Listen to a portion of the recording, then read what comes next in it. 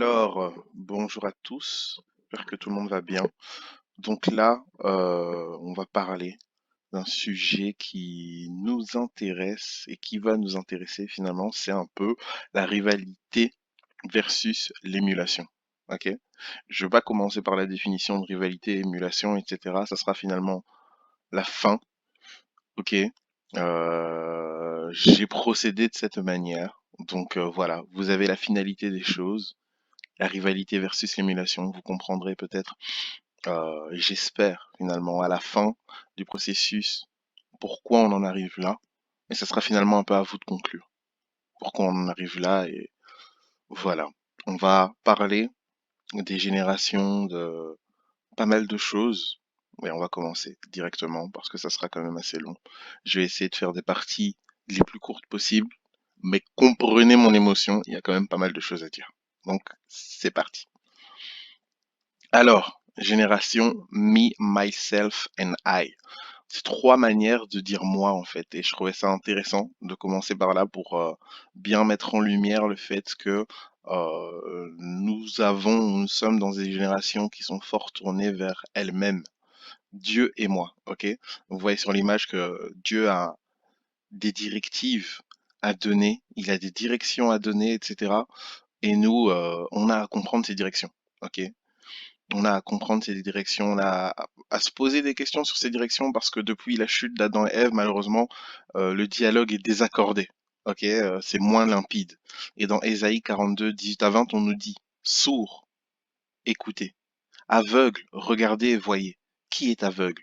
N'est-ce pas mon serviteur?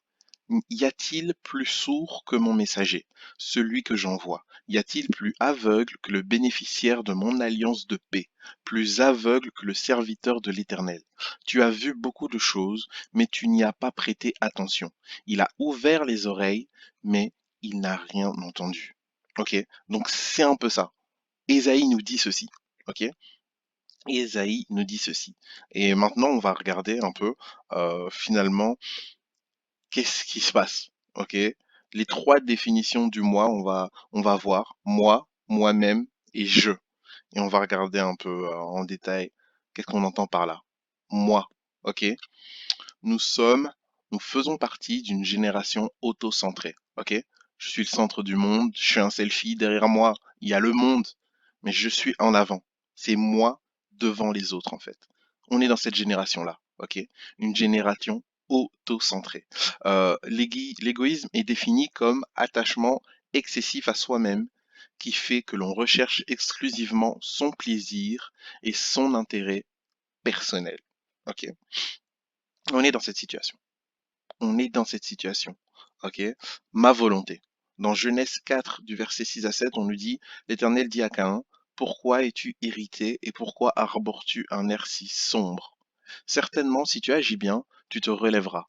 Si en revanche tu agis mal, le péché est couché à la porte et ses désirs se portent vers toi.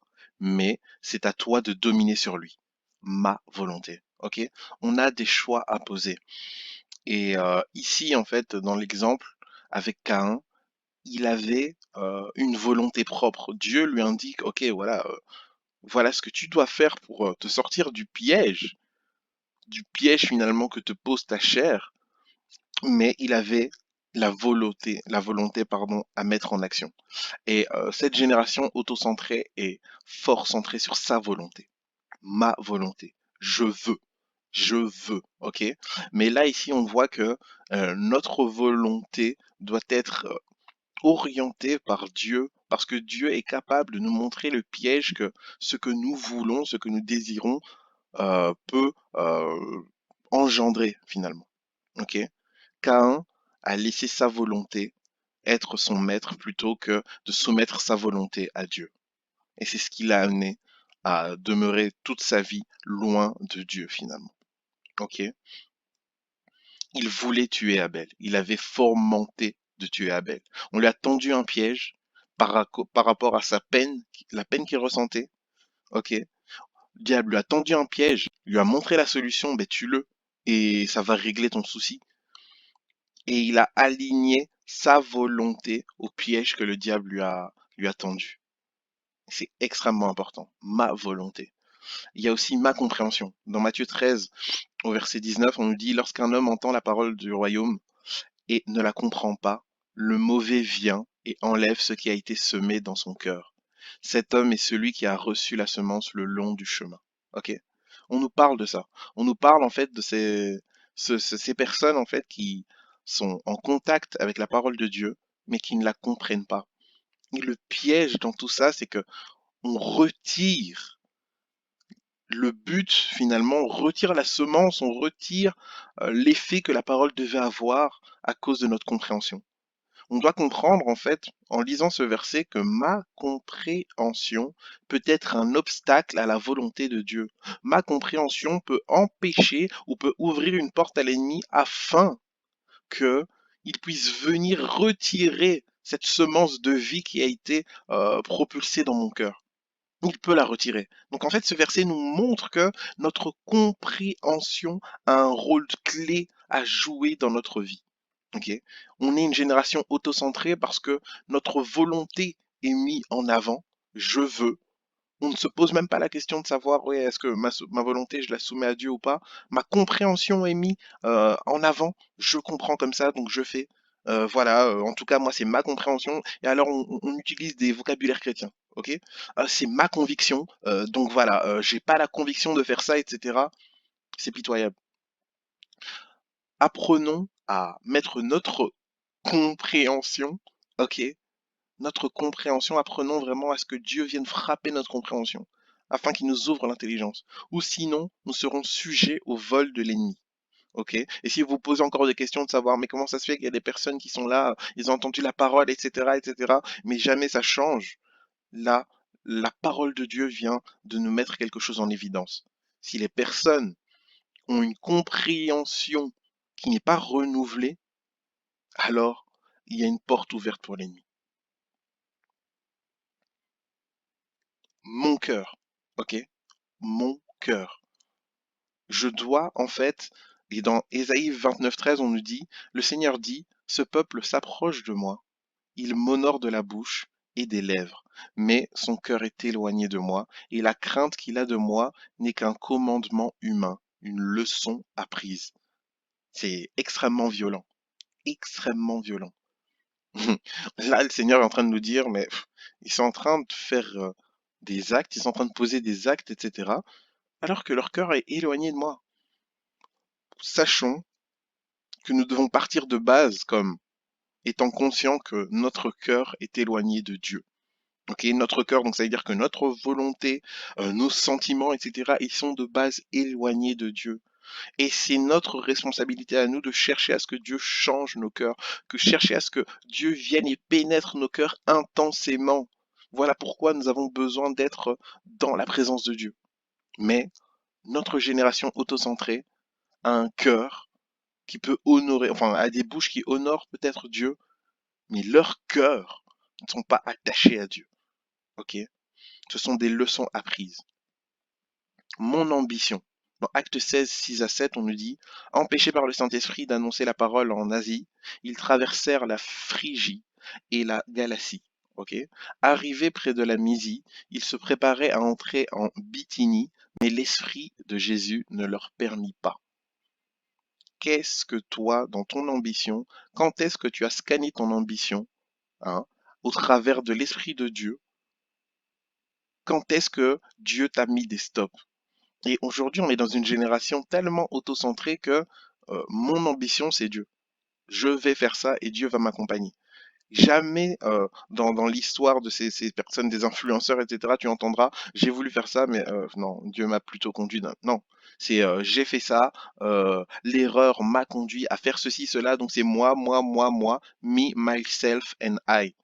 Dieu m'accompagne. Hein, Dieu a fait de moi un petit Dieu finalement. Il m'accompagne, il a déjà tout mis en moi, etc. J'ai pas besoin de le consulter tout le temps. Faut bouger, faut avancer les gars. Prier c'est bien beau, etc., etc. Voilà où on en est. Ok. Donc mon ambition peut être un problème pour être en contact ou avancer avec Dieu. Ok. Donc là, on a vu différents éléments. J'ai mis en évidence différents éléments pour qu'on voit bien un peu que le problème est généralisé dans cette génération autocentrée. Tous ces éléments vont me pousser à m'approcher de Dieu pour moi, ok? Associer Dieu à mes projets. Ben ouais, ben Seigneur, voilà, j'ai une idée, ben je prie pour que cette idée puisse aller jusqu'au bout, ok? Je fonce. N'accorder de l'importance qu'aux choses qui me concernent. Ouais, voilà, moi j'ai un projet de vie. Toi, tu viens avec tes trucs, ok, c'est bien, mais la priorité, ça vient à mon projet de vie. Il n'y a jamais de, ok, Dieu, est-ce que tu me parles? Dieu, non, c'est moi, j'ai des choses, et toi, tu as des choses à côté. C'est bien, mais on n'est pas ensemble. Alors que Dieu nous dit que nous sommes un corps de Christ. Et Dieu nous dit aussi que les dons qu'il a mis en nous, c'est au service du corps. Une génération autosuffisante. Ok. L'autosuffisance se définit comme l'autonomie de subsistance pour un pays, un organisme ou un individu. Tout ne doit pas passer par moi ou par toi, même si tu en as eu l'idée. Alors ça, c'est peut-être un élément qui est difficile à comprendre parce que ça nous valorise en fait. Dieu me parle en fait et Dieu me dit ok voilà, il me donne une révélation sur ceci, cela, etc. Même peut-être un projet d'entreprise, etc. Et c'est un peu compliqué de penser que Dieu m'a parlé, mais c'est pas pour moi qu'il me parle ou c'est pour les autres. Dieu m'a parlé afin que je donne cette solution à des personnes. Bien souvent, on se met nous-mêmes en avant et on se dit, ah ben si Dieu m'a parlé, c'est que cette solution, c'est pour moi, c'est moi, je dois le faire, ok? Et là, en fait, Dieu, dans sa parole, nous donne une solution à ce type de comportement. Soumettez-vous les uns aux autres dans la crainte de Dieu. Voilà pourquoi aussi l'Église est structurée. C'est pour ça qu'on dit dans la parole de Dieu que toute autorité vient de Dieu. Il y a ma relation personnelle avec Dieu qui est verticale et il y a la relation que j'ai avec les autres qui est horizontale. Et Dieu, dans sa sagesse, va permettre que toi, tu aies une révélation, l'autre a une révélation, etc. pour que ensemble, nous puissions aller de l'avant, dans la soumission aux uns aux autres. Mais ce qu'on voit dans cette génération autosuffisante, c'est j'ai ma révélation, j'ai ma révélation. Si toi, tu es contre ma révélation, si tu n'adhères pas à ma révélation, ben c'est bon, tu es un ennemi de ma révélation, je pars. Voilà pourquoi aujourd'hui dans le monde chrétien, il y a 150 000 projets qui sont les mêmes. Alors qu'ensemble, on pourrait faire quelque chose de mondial, planétaire, qui explose, mais chacun fait son projet parce que personne ne veut plus se soumettre les uns aux autres. Tout ne doit pas passer par toi, même si tu en as eu l'idée, ok? Tes dons, tes talents doivent être au service du corps. 1 Corinthiens 12, 11. Mais toutes choses, mais toutes ces choses, c'est un seul et même esprit qui les accomplit. Là, on parle de tous les dons, etc. En les distribuant à chacun en particulier comme il veut. Ok? Ce que Dieu m'a donné, ce que Dieu m'offre finalement, la manière dont Dieu m'a constitué, c'est dans le but de servir le corps. C'est afin de consolider les choses, afin que le corps avance. Ok? On n'est pas là pour s'écraser les uns et les autres ou pour montrer qu'on a plus de choses à offrir que les autres. Non.